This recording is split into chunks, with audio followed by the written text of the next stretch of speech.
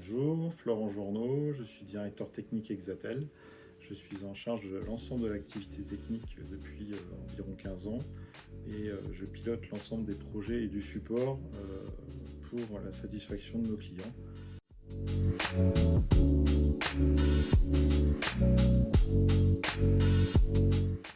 La première, ça concerne le phishing, comme on le connaît tous.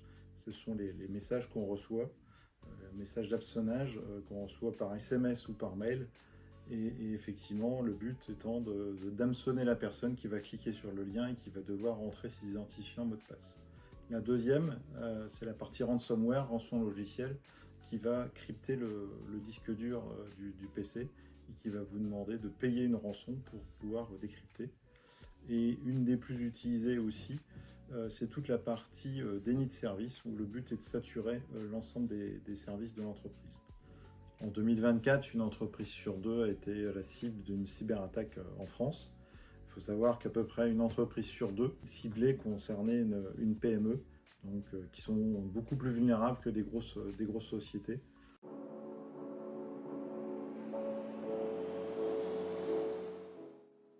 Il faut savoir que 90% des attaques commencent par une faille humaine. Donc la première des choses, c'est de sensibiliser les utilisateurs, faire des tests réguliers, d'envoyer des faux phishing, voir comment réagissent les utilisateurs et leur apprendre à reconnaître du phishing, ces méthodes d'hameçonnage, notamment en regardant l'adresse email et surtout ne jamais cliquer et ne jamais donner son identifiant mot de passe sur une zone qui n'est pas de confiance. Une des choses à faire de manière importante, c'est mettre à jour ses équipements et ses logiciels.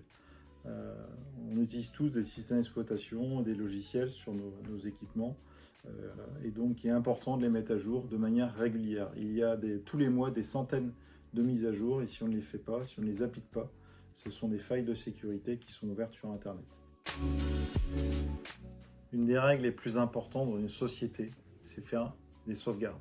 Les sauvegardes, c'est simple, il y a une règle, c'est 3, 2, 1, mais on va même l'appliquer 3, 2, 1, 1, 0. 3, c'est 3 copies, c'est-à-dire qu'on a nos fichiers sur lesquels on travaille et 2 autres copies. Ensuite, 2, sur 2 supports différents. 1, un sauvegarde hors site, parce qu'en cas d'incendie, en cas d'avarie dans l'entreprise, il faut que ce soit hors site. Et on rajoute le 1. 1, c'est déconnecté, hors ligne, parce qu'en cas de chiffrement des données, il ne faut pas que ces données puissent être accessibles du hacker. Et 0, zéro problème de restauration, c'est-à-dire qu'il faut restaurer régulièrement ces données. Si on n'a pas ces sauvegardes, il peut arriver une catastrophe pour l'entreprise, donc il est hyper important d'assurer cette règle de sauvegarde 3, 2, 1, 1, 0. Dans une entreprise, même en tant que particulier, il est important d'avoir des outils de sécurité.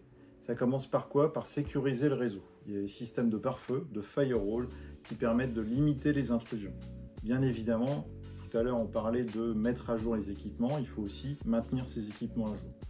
Et sur les postes de travail, il y a les serveurs, il y a aussi des outils, des logiciels de sécurité.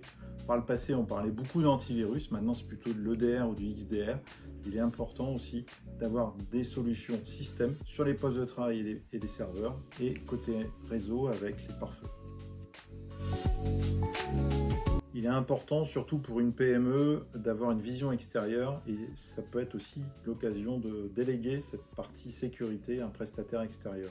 Le fait d'externaliser cette partie permet d'avoir des experts qui sont formés, certifiés sur cette partie, parce que c'est un domaine qui évolue beaucoup, surtout en ce moment avec l'IA, il y a beaucoup d'évolutions. Et le but, c'est d'avoir des experts qui sont au fait et qui se font de la veille technologique sur toutes les nouveautés sur ce domaine-là. Ça permet d'être hyper actif et ça permet à l'entreprise de se focaliser sur son cœur de métier. Et ça permet aussi d'avoir un accompagnement personnalisé en fonction de l'entreprise, du client en question, et de pouvoir apporter la meilleure solution technique et organisationnelle. En fait, dans la cybersécurité, c'est qu'il ne faut pas considérer la cybersécurité comme une dépense, mais plutôt comme une assurance. Il ne faut pas attendre d'avoir l'attaque, souvent c'est trop tard. Donc c'est important. Et le dernier conseil, le dernier vraiment conseil, c'est de sensibiliser les utilisateurs, c'est de sensibiliser vos personnels, les collaborateurs. Il suffit d'un clic pour se faire attaquer. Je le rappelle, 90% des attaques viennent souvent de la personne.